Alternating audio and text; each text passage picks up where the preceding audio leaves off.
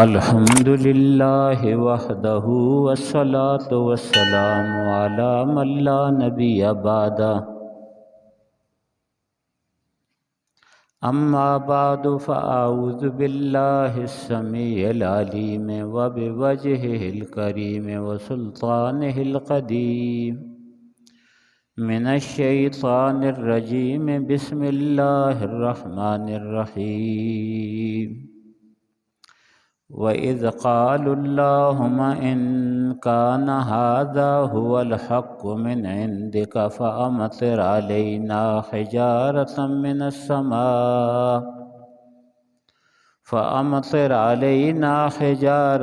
مِنَ السَّمَاءِ أَوْ ائْتِنَا بِعَذَابٍ أَلِيمٍ وَمَا كَانَ اللَّهُ لِيُعَذِّبَهُمْ وَأَنْتَ فِيهِمْ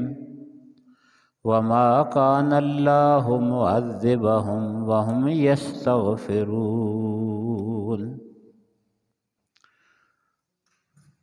وَمَا لَهُمْ أَلَّا يُعَذِّبَهُمُ اللَّهُ وَهُمْ يَصُدُّونَ عَنِ الْمَسْجِدِ الْحَرَامِ وَمَا كَانُوا أَوْلِيَاءَهُ إِنْ أَوْلِيَاؤُهُ إِلَّا الْمُتَّقُونَ وَلَكِنَّ أَكْثَرَ النَّاسِ لَا يَعْلَمُونَ صدق اللہ مولانا العظیم۔ وَإِذْ قَالُوا اللَّهُمَّ، اور جب کہنے لگے کہ اے اللہ، ان کان ھذا ھو الحق من عندک، اگر یہ حق ہے تیری طرف سے، فَأَمْطِرْ عَلَيْنَا حِجَارَةً مِنَ السَّمَاءِ، پس برسا ہم پر آسمان سے پتھر، اَوْ ائْتِنَا بِعَذَابٍ أَلِيمٍ، یا دے ہم کو دردناک عذاب۔ وَمَا كَانَ اللَّهُ لِيُعَذِّبَهُمْ وَأَنْتَ فِيهِمْ، اور نہیں ہے اللہ تعالیٰ کہ ان کو عذاب دے، وَأَنْتَ فِيهِمْ، جبکہ آپ ان کے اندر ہوں۔ وَمَا كَانَ اللَّهُ مُعَذِّبَهُمْ وَهُمْ يَسْتَغْفِرُونَ، اور نہیں اللہ تعالیٰ ان کو عذاب دینے والے جبکہ وہ معافی مانگتے رہیں۔ وَمَا لَهُمْ أَلَّا يُعَذِّبَهُمُ اللَّهُ، اور کیا ہے ان کے لیے کہ ان کو اللہ تعالیٰ عذاب نہ دے۔ وَهُمْ يَصُدُّونَ عَنِ الْمَسْجِدِ الْحَرَامِ، اور وہ روکتے ہیں مسجد حرام سے۔ وَمَا كَانُوا أَوْلِيَاءَهُ، حالانکہ اس کے متولی نہیں۔ ان اولیاؤہ الا المتقون، نہیں ہیں اس کے متولی مگر پرہیزگار۔ وَلَكِنَّ أَكْثَرَهُمْ لَا يَعْلَمُونَ، لیکن اکثر ان کے نہیں جانتے۔ آمنت باللہ وبآیاتہ،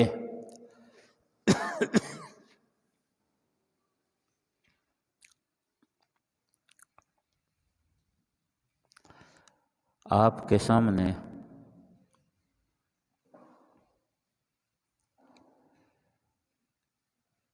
سورہ انفال کی آیت نمبر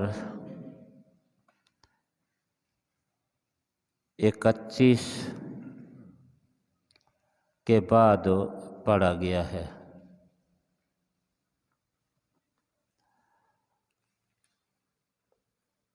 اس میں بھی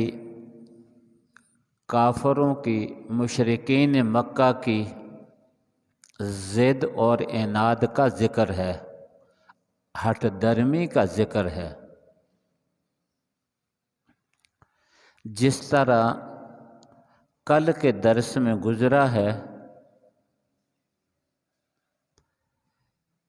کہ جب ان پر آیتیں پڑھ کر سنائی جاتی، جب ان کو سمجھایا جاتا تو کہتے کہ یہ اللہ تعالیٰ کی طرف سے نہیں ہے، ہم بھی ایسا کلام بنا کر پیش کر سکتے ہیں۔ تو اللہ تعالیٰ نے کئی مقامات پر ارشاد فرمایا کہ یہ ایک سورت، ایک قرآن پورا، یہ تو بڑی مشکل بات ہے، ناممکن اور محال ہے۔ ایک سورت بلکہ ایک آیت بھی بنا کر نہیں پیش کر سکتے۔ اب ان کے اور اسی طرح کی ہٹ درمی کی بات، اس کا ذکر اللہ تعالیٰ نے فرمایا کہ ان کو ہم نے بدر میں لا کر خالی ہاتھ مسلمانوں کے ہاتھ سے، نہتے مسلمانوں کے ہاتھ سے ان کو مروایا، نہتے ہاتھ مسلمانوں کے ہاتھ سے ان کو گرفتار کیا، قیدی بنایا۔ فرمایا اس کے بھی کچھ اسباب ہیں، اس کی بھی کوئی وجہ ہے، اس کے بھی کچھ اسباب ہیں، اس کی بھی کچھ وجہ ہے۔ وہ یہ ہے کہ کبھی کبھار یہ ہٹ درمی پر، ضد پر، حق جانتے ہوئے ضد کی بنا پر لوگوں کو دکھانے کے لیے، اپنی بڑائی بیان کرنے کے لیے ایسی چیزوں کا اظہار کر بیٹھتے، ایسی باتوں کا اظہار کر بیٹھتے کہ جو اللہ تعالیٰ کے یہاں اور عقل مند لوگوں کے یہاں، کافر ہی کیوں نہ ہوں، عقل مند ہوں، تو ان کے یہاں یہ چیز قابل قبول نہیں تھی۔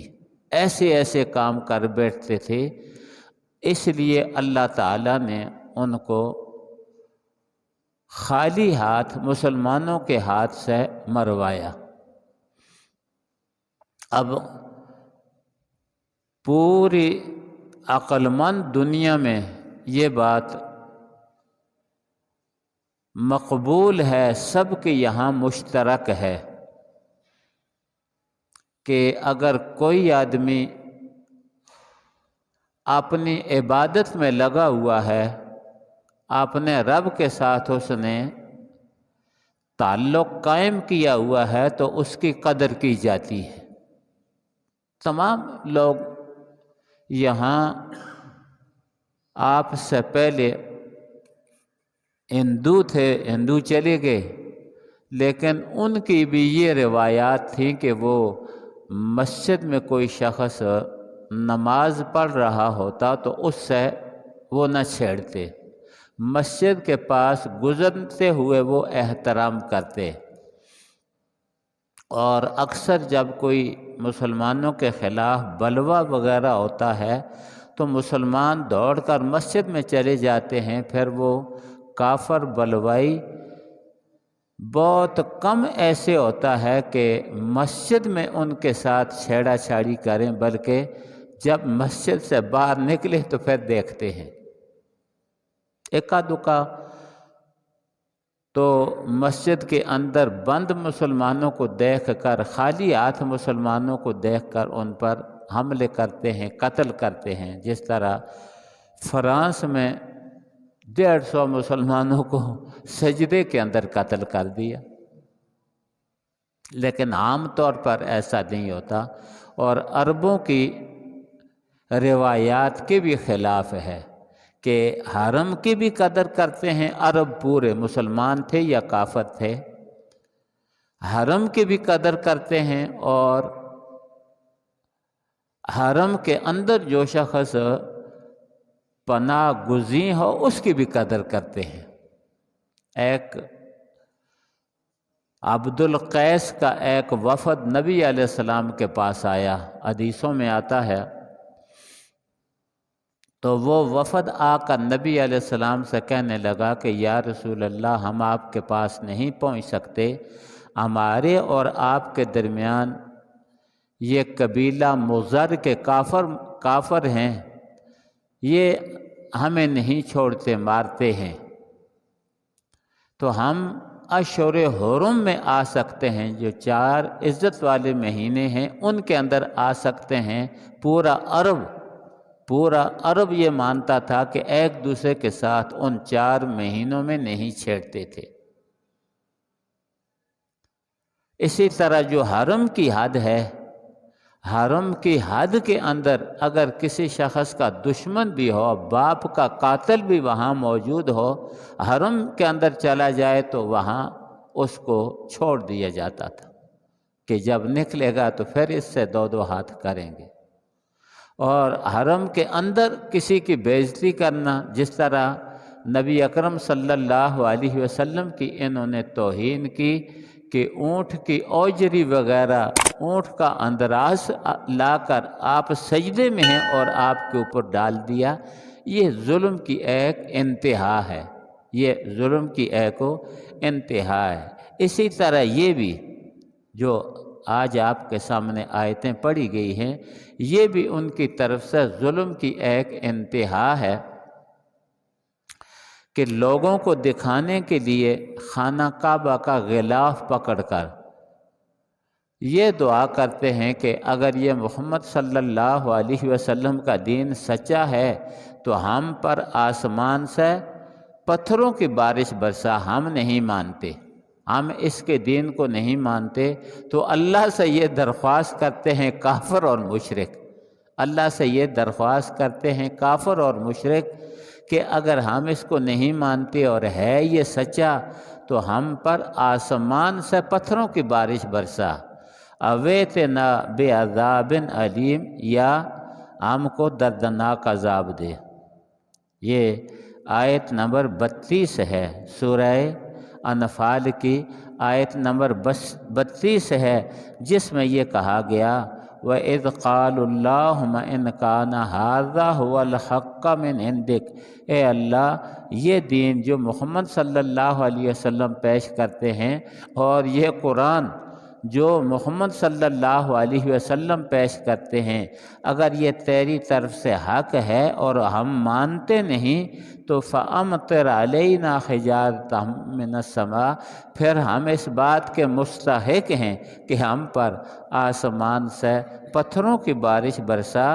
اویتنا بعذاب علیم، یا ہم کو دردناک عذاب دے۔ تو اللہ تعالیٰ نے ان کی اس بات کا، ان کے اس جاہلانہ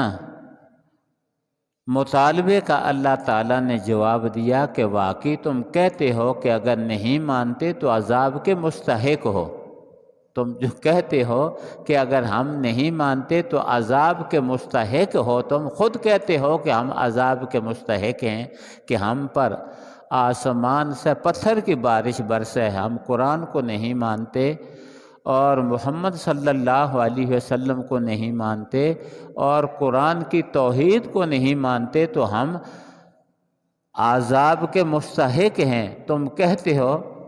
خود اس چیز کا تم اعتراف کرتے ہو، لیکن ہم نے ابھی تک تم کو عذاب کیوں نہیں دیا؟ اس کا سبب اللہ تعالیٰ نے بیان فرمایا کہ آج تک تم خود کہتے ہو کہ مستحق ہو تو ہم نے عذاب نہیں دیا، کیوں نہیں دیا؟ فرمایا اس کی 2 وجہ ہیں، اس کی 2 وجہ ہیں جو آج تک ہم نے تم کو عذاب نہیں دیا، خود تم کہتے ہو کہ ہم نہ مان کر عذاب کے مستحق ہیں، تو پھر ہم نے تم کو عذاب کیوں نہیں دیا؟ فرمایا اس کی ایک وجہ تو یہ ہے وَمَا كَانَ اللَّهُ لِيُعَذِّبَهُمْ وَأَنْتَ فِيهِمْ، پیارے حبیب آپ کو ہم نے رحمت للعالمین بنا کر بھیجا ہے، اور جہاں اللہ کی رحمت ہو وہاں اللہ کا عذاب نہیں آتا۔ آپ کو ہم نے رحمت للعالمین بنا کر بھیجا ہے، اور جہاں رحمت ہو وہاں عذاب نہیں آتا۔ جب تک آپ ان کے اندر موجود ہیں اس وقت تک ان کو عذاب نہیں دیا جائے گا، اور ہمیشہ اسی طرح رہا۔ حضرت نوح علیہ السلام، حضرت صالح علیہ السلام، حضرت ہود علیہ السلام یا باقی انبیاء جب تک قوموں کے اندر موجود رہے تو اس وقت تک ان قوموں پر عذاب نہیں آیا۔ جب عذاب کا اللہ تعالیٰ نے ارادہ فرمایا تو ان نبیوں کو ہجرت کا کہہ دیا، اور چونکہ نوح علیہ السلام کے زمانہ میں پورے زمین پر عذاب آنا تھا، اس لیے نوح علیہ السلام کو زمین سے ہی نکال دیا اور زمین سے نکال کر کشتی میں پہنچا دیا، اور باقی جو نبی قرآن میں جن کا ذکر آتا ہے جن پر عذاب آیا تو ان کو نبیوں کو پہلے نکالا۔ نبی کا وجود رحمت ہوتا ہے، نبی کا وجود رحمت ہوتا ہے، نبی کو پہلے نکالا اور اس کے بعد اللہ تعالیٰ نے عذاب دیا۔ لوط علیہ السلام کو نکالا، پھر اس قوم کو عذاب دیا۔ صالح علیہ السلام کو نکالا، پھر اس قوم کو عذاب دیا۔ ہود علیہ السلام کو نکالا، پھر ان کو عذاب دیا۔ یہ ہے اللہ تعالیٰ کا قانون۔ فرمایا ایک سبب تو یہ ہے وَمَا كَانَ اللَّهُ لِيُعَذِّبَهُمْ وَأَنْتَ فِيهِمْ، فرمایا اللہ تعالیٰ ان کو عذاب دینے والا نہیں ہے، عذاب نہیں دیا اور عذاب دینے والا نہیں ہے وَأَنْتَ فِيهِمْ، جب کہ آپ ان کے اندر موجود ہوں۔ واو حالیہ ہے، یعنی اس حال میں کہ آپ ان کے اندر موجود ہوں اللہ تعالیٰ عذاب نہیں دیتا، آپ رحمت للعالمین ہیں۔ اور ایک چیز اور بھی ہے وَمَا كَانَ اللَّهُ مُعَذِّبَهُمْ وَهُمْ يَسْتَغْفِرُونَ، اللہ تعالیٰ کسی قوم کو عذاب نہیں دیتے، ان مکہ والوں کو بھی اور باقی قوم کو بھی، کہ جو قوم توبہ اور استغفار کرتی رہے، توبہ اور استغفار کرتی رہے تو اللہ تعالیٰ اپنے عذاب کو ان سے ہٹا لیتے ہیں کہ چلو ان کا معافی مانگنے والا معاملہ میرے ساتھ جاری ہے، ابھی ان کو عذاب نہ دیں۔ حضرت نوح علیہ السلام کے قصے میں آتا ہے کہ فرمایا کہ تم اپنے گناہوں کی معافی کیوں نہیں مانگتے؟ نوح علیہ السلام نے قوم کو کہا تھا کہ استغفار پڑھتے رہو، گناہوں کی معافی مانگتے رہو تو اللہ تعالیٰ عذاب بھی ٹال دیں گے، اللہ تعالیٰ رحمت کی بارشیں بھی برسائیں گے، اللہ تعالیٰ تمہاری اولادوں کو اور تمہارے مالوں کو زیادہ کریں گے۔ یہ توبہ اور استغفار کا فائدہ ہے۔ تو ہم سب کو یہ چاہیے کہ ہم استغفار کو لازمی پکڑیں۔ نبی اکرم صلی اللہ علیہ وسلم معصوم تھے، صغیرہ کبیرہ گناہوں سے وہ معصوم تھے، لیکن پھر بھی نبی علیہ السلام دن میں 70 بار 100 بار نبی علیہ السلام استغفار پڑھا کرتے تھے۔ تو ہم سب کو یہ چاہیے کہ استغفار پڑھنا ہم لازمی پکڑ لیں، کم از کم اگر نہ ہو سکے تو کم از کم ہم 100 بار، اگر نہ ہو سکے تو کم از کم تسبیحاں لے لیں اور 100 بار استغفار پڑھیں۔ یہ جو ہمارے بزرگ ہیں تبلیغ والے، یہ جو وظائف دیتے ہیں، وظائف جو دیتے ہیں پڑھنے والوں کے لیے، اس میں یہ بھی ہے کہ کبھی فرماتے ہیں کہ 200 بار استغفار پڑھ لیا کرو، کبھی فرماتے ہیں کہ دن میں 100 دفعہ استغفار ضرور پڑھو، ایک تسبیح استغفار کی پڑھو۔ یہ کیوں؟ اس لیے کہ وہ جانتے ہیں قرآن شریف کے یہ حقائق ان کے سامنے ہیں، وہ جانتے ہیں کہ کافر بھی اگر استغفار پڑھتا ہو اللہ تعالیٰ اس سے بھی عذاب پیچھے کر دیتا ہے۔ کافر بھی اگر استغفار پڑھتا ہو تو اس سے بھی اللہ تعالیٰ عذاب پیچھے کر دیتا ہے۔ تو کافر عذاب مانگ رہے ہیں، اس آیت میں یہ ہے، آیت نمبر 32 میں، آیت نمبر 32 میں یہ ہے کہ کافر عذاب کو مانگ رہے ہیں لیکن ان کو عذاب نہیں دیا جاتا۔ کیوں؟ کہ ان میں کیا ہے، استغفار پڑھنے والے بھی۔ تو اگر مسلمان ہو اور وہ استغفار پڑھے تو اللہ تعالیٰ کی بہت ہی زیادہ رحمتیں نازل ہوتی ہیں۔ فرمایا ان کو عذاب اس لیے نہیں دیا جاتا کہ آپ رحمت للعالمین، آپ رحمت للعالمین ان کے اندر موجود ہیں، رحمت کے ہوتے ہوئے عذاب نہیں آتا۔ حدیثوں میں اس کی بڑی تفصیل آتی ہے۔ اور دوسرا یہ اللہ تعالیٰ ان کو عذاب دینے والے نہیں ہیں اس لیے کہ وَهُمْ يَسْتَغْفِرُونَ، وہ کیا ہے، استغفار پڑھتے رہتے ہیں۔ ان میں سے اکثریت، سارے تو نہیں ہوں گے، ان میں سے کیا ہے اکثریت استغفار پڑھنے والی ہے، اس لیے جب تک یہ چیز ان سے نہیں چھوٹی تو اس وقت تک ان کو عذاب نہیں دیا جائے گا۔ چنانچہ ایسے ہوا کہ جس کا قصہ کل آپ کے سامنے گزرا ہے، ایسے ہوا جس کا قصہ کل آپ کے سامنے گزرا ہے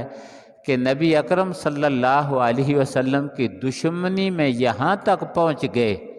کہ کہا اب اس کو قتل کرو، اب اس کو 100 آدمی مل کر اس کو قتل کر دو۔ اس سے رحمت کو جب قتل کرنے کا انہوں نے ارادہ کر لیا کہ رحمت للعالمین کو قتل کرو، تو اللہ تعالیٰ نے رحمت للعالمین کو تو بچا لیا۔ اللہ تعالیٰ نے رحمت للعالمین صلی اللہ علیہ وسلم کو بچا لیا، اور پھر اس کے بعد جب ان کی کفر اور زیادہ بڑھ گیا تو اللہ تعالیٰ نے ان کو پھر حرم میں اللہ تعالیٰ عذاب نہیں دیتے۔ حرم پاک جو ہے وہ امن کی جگہ ہے، تو حرم پاک میں ان کو اللہ تعالیٰ نے عذاب نہ دیا،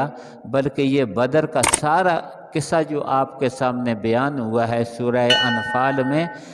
کہ اللہ تعالیٰ نے ایسے اسباب بنائے کہ ان کو حرم سے نکال کر بہت دور بدر میں پہنچایا، اور پھر بدر میں مسلمانوں کو ان پر مسلط کر کے ان کو وہاں ختم کیا۔ فرمایا عذاب مانگتے تھے، وہاں عذاب اس لیے نہیں دیا، ایک تو رحمت للعالمین ان کے اندر موجود ہیں، اور دوسرا استغفار پڑھتے ہیں، تیسرا وہ حرم کے اندر ہیں، رحمت للعالمین کو انہوں نے نکالا، استغفار بھی ان سے چھوٹ گئی، فخر کرنے لگے، جب گناہ کر کے اس پر فخر کرنے لگے، پھر اللہ تعالیٰ نے اپنے حرم سے ان کو نکال کر بدر میں پہنچایا، اور بدر میں پہنچا کر اللہ تعالیٰ نے ان کو خالی ہاتھ مسلمانوں کے ذریعہ اللہ تعالیٰ نے ان کو ذلیل کیا۔ اب 313 ہوں اور وہ 1000 کافر، ان کے مقابلہ میں 1000 مسلح کافر ہوں، تو وہ 313,000 پر غالب بھی آ جائیں، ان میں سے 60-70 کو قتل بھی کر لیں، 60-70 کو گرفتار بھی کر لیں۔ فرمایا جب اللہ عذاب دیتا ہے تو یوں دیتا ہے، جب اللہ عذاب دیتا ہے تو یوں دیتا ہے۔ وَمَا لَهُمْ أَلَّا يُعَذِّبَهُمُ اللَّهُ وَهُمْ يَصُدُّونَ عَنِ الْمَسْجِدِ الْحَرَامِ وَمَا كَانُوا أَوْلِيَاءَهُ۔ فرمایا عذاب ان کو اللہ تعالیٰ ضرور دے گا، کوئی ایسی چیز نہیں ہے کہ جو ان کو عذاب سے کے لیے مانع بنے، جو رکاوٹیں تھیں عذاب کے سامنے وہ سب ختم ہوگی، جو رکاوٹیں تھیں عذاب کے سامنے وہ سب ختم ہوگی۔ وَمَا لَهُمْ، ان کی کیا شرافت ہے کہ اللہ يُعَذِّبَهُمُ اللہ، کہ اللہ ان کو عذاب نہیں دے گا، ان کی کیا خصوصیت ہے کہ ان کو اللہ تعالیٰ عذاب نہیں دے گا۔ وَهُمْ يَصُدُّونَ عَنِ الْمَسْجِدِ الْحَرَامِ، فرمایا یہ مسلمانوں کو، باقی لوگوں کو مسجد حرام سے روکتے ہیں۔ جب یہ مسجد حرام سے روکتے ہیں، مسلمانوں کو مسجد حرام میں نہیں آنے دیتے، مسلمان جب کوئی بھی مسجد حرام میں آتا ہے، مکہ مکرمہ میں آتا ہے، اس کو قتل کر دیتے ہیں، اس کے ساتھ یہ جنگ کرتے ہیں، اس کو ذلیل کرنے کی کوشش کرتے ہیں۔ ہر صورت میں مسجد حرام سے، مکہ مکرمہ سے وہ مسلمانوں کو روکتے ہیں، تو یہ بھی ایک سبب ہے کہ اللہ تعالیٰ ان کو سزا دے۔ وَمَا كَانُوا أَوْلِيَاءَهُ، اور وہ اس کے متولی بھی نہیں ہیں، وہ مسجد حرام کے متولی بھی نہیں ہیں۔ مسجد حرام کے متولی نبی اکرم صلی اللہ علیہ وسلم کے زمانے سے پہلے، نبی علیہ السلام کی بعثت سے پہلے، آپ کے زمانہ میں، آپ کے آباء و اجداد کے زمانہ میں مسجد نبوی، مسجد حرام کے متولی بنو ہاشم تھے۔ نبی علیہ السلام کے دادا تھے، نبی علیہ السلام کے دادا کے بعد نبی علیہ السلام کے چاچا تھے ابو طالب، وہ لوگ تھے مسجد حرام کے متولی۔ فرمایا مسجد حرام کے یہ متولی بھی نہیں ہیں، اور پھر بھی یہ مسلمانوں کو کیا ہے وہاں آنے سے روکتے ہیں۔ ان کو کیا حق پہنچتا ہے؟ ان کے ظلم کی انتہا ہو گئی ہے، ان کے ظلم کی انتہا ہو گئی ہے۔ اور ان لفظوں میں واضح طور پر کہا کہ وَمَا كَانُوا أَوْلِيَاءَهُ، یہ مشرک اور کافر جو مسجد حرام سے مسلمانوں کو روکتے ہیں، ایذا پہنچاتے ہیں، نبی علیہ السلام نماز پڑھتے ہیں ان پر گندگی ڈال دیتے ہیں، وَمَا كَانُوا أَوْلِيَاءَهُ، یہ مسجد حرام کے متولی بھی نہیں، اولیاء بھی نہیں ہیں۔ ان اولیاؤہ الا المتقون، فرمایا مسجد حرام کے متولی تو متقی پرہیزگار لوگ ہیں، ولیکن اکثرہم لا یعلمون، لیکن ان کے اکثر جانتے نہیں۔ تو یعنی ظلم کے، یہ آج کا جو درس ہے، کل کا جو درس ہے، اس میں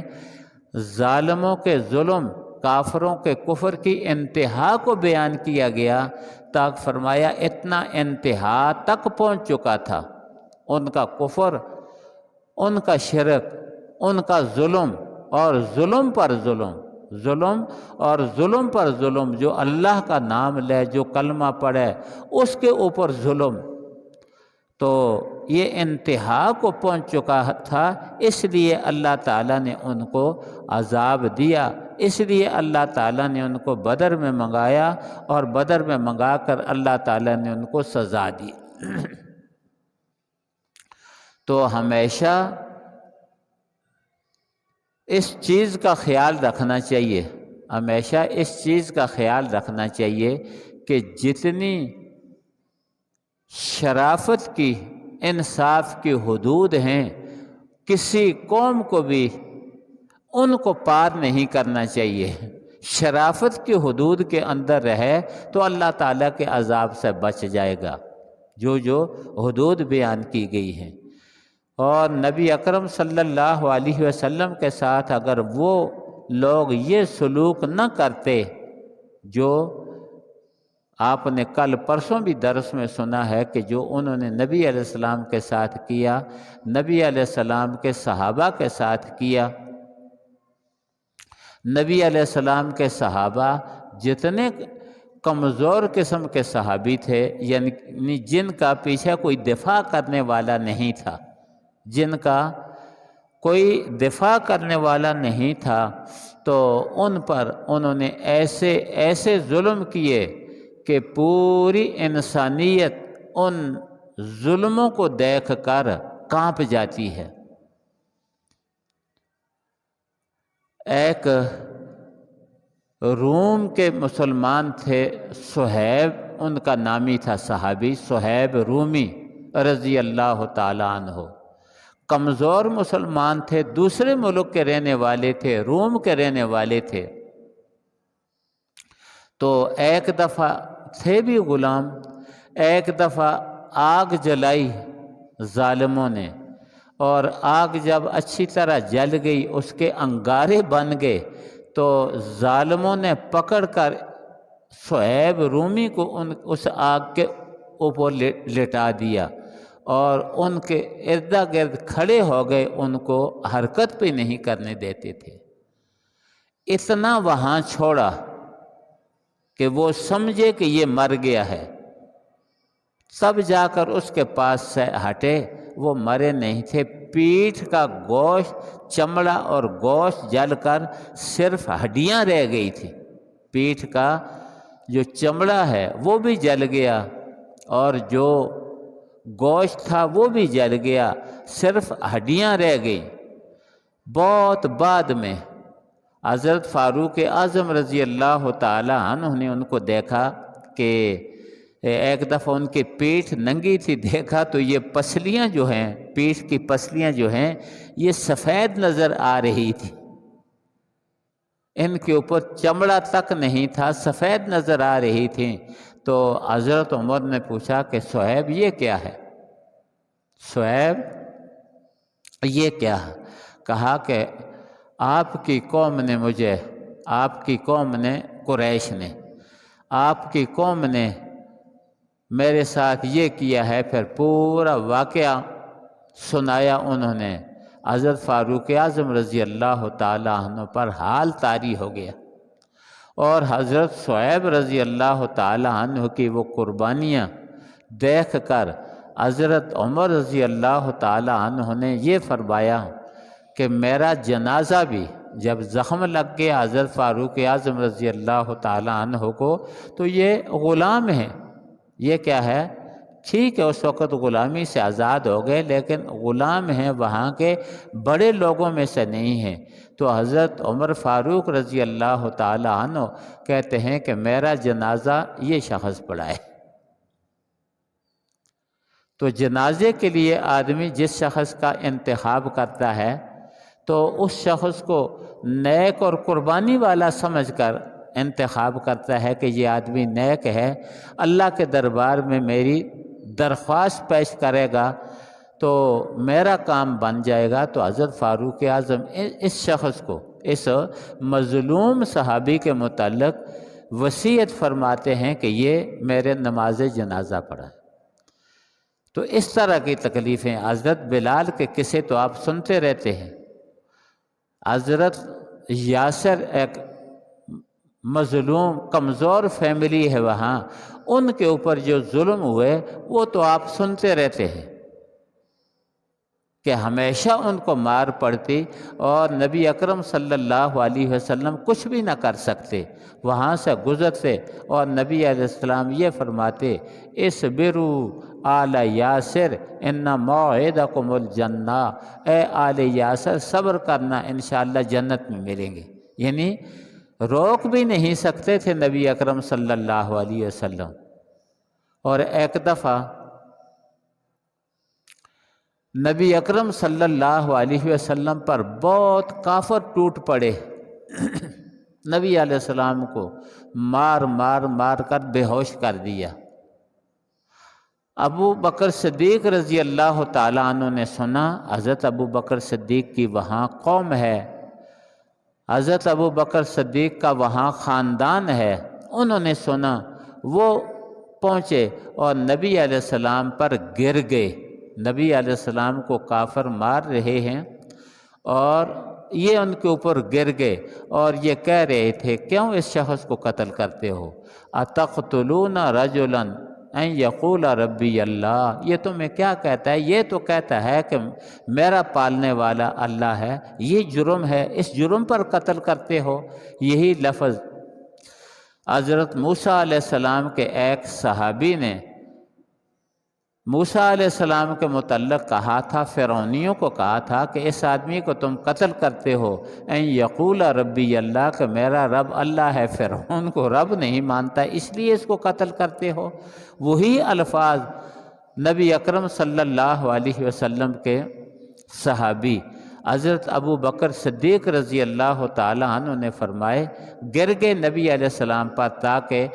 مجھے چوٹیں لگیں، نبی علیہ السلام کو چوٹیں نہ لگیں، اور یہ کہہ رہے تھے اتقتلون رجلا ان یقول ربی اللہ، کیا اس آدمی کو اس لیے قتل کرتے ہو کہ یہ کہتا ہے میرا رب اللہ ہے؟ ان کو بھی، ابو بکر صدیق کو بھی مارنا شروع کر دیا۔ ابو بکر صدیق بھی بے ہوش ہو گئے، نبی علیہ السلام بھی بے ہوش ہو گئے۔ نبی علیہ السلام کو اٹھا کر دار ارقم میں لے جایا گیا کافروں سے چھپا کر، اور حضرت ابو بکر صدیق رضی اللہ تعالیٰ عنہ کو ان کے گھر میں لے جایا گیا۔ یہ ایک ظلم کی داستان ہے، یہ ایک ظلم کی داستان ہے۔ تو ابو بکر صدیق کو ان کے گھر میں جب تھوڑا سا ہوش آیا تو عام طور پر اب بھی آپ نے دیکھا ہوگا کہ کوئی شخص بے ہوش ہو جائے چوٹیں لگ جائیں تو اس کو دودھ وغیرہ پلاتے ہیں اور اس میں کچھ ملا کر، تو دودھ پیش کیا والدہ نے، تو انہوں نے دودھ پینے سے انکار کر دیا، کہا کہ مجھے پہلے نبی علیہ السلام کی خبر سناؤ، مجھے پہلے نبی علیہ السلام کی خبر سناؤ۔ تو انہوں نے تلاش کرنا شروع کر دیا کہ نبی علیہ السلام کہاں ہوں گے، تو نبی علیہ السلام دار ارقم میں ام جمیل کے گھر میں تھے، تو وہاں جب اطلاع ہوئی کہ وہ خیریت سے ہیں، ہوش میں آ گئے ہیں، تب جا کر ابو بکر صدیق وہاں پہنچے، یعنی دودھ منہ میں نہیں ڈالا کہ پہلے یہ بتلاؤ کہ نبی علیہ السلام کا کیا حال ہے۔ ان حالات میں نبی علیہ السلام نے ہجرت کی، پھر کافروں کی طرف سے یہ مطالبے جو ابھی آپ نے سنے، اللہ تعالیٰ سے مطالبے کہ ہمیں عذاب دو، تو اللہ تعالیٰ نے پھر ان کو عذاب دیا، اللہ تعالیٰ نے ان کو عذاب دیا۔ فرمایا عذاب کے مستحق تو ہیں کہ مسلمانوں کو مسجد سے بھی روکتے ہیں، حالانکہ مسجد کے متولی وہ نہیں، مسجد کے متولی تو بنو ہاشم ہیں، لیکن یہ ظالم قوت میں ہیں، یہ ظالم قوت میں ہیں، اس لیے لوگوں کو مسجد میں نہیں جانے دیتے۔ فرمایا اکثر لوگ ان چیزوں کو نہیں جانتے۔ یہ جو کچھ میں نے گزارش کی قرآن حدیث کی روشنی میں، ذرا اس پر غور کرو کہ مسلمانوں پر کتنی تکلیفیں آئی ہیں، انہوں نے دین کو نہیں چھوڑا، اور ہم راحت اور آرام میں دین پر عمل نہیں کرتے۔ اب کیا ہے کہ ہم نماز بھی نہیں پڑھتے۔ دیکھو یہ پورے کا پورا ہمارا مسلمانوں کا محلہ ہے، نماز بھی نہیں پڑھتے، اس سے زیادہ اور ظلم کیا ہوگا۔ اللہ تعالیٰ سمجھ کی توفیق عطا فرمائے، اور ان کاموں سے اللہ تعالیٰ ہمیں بچا کر رکھے جن کاموں پر اللہ کا عذاب آتا ہے۔ وآخر دعوانا ان الحمد للہ رب العالمین۔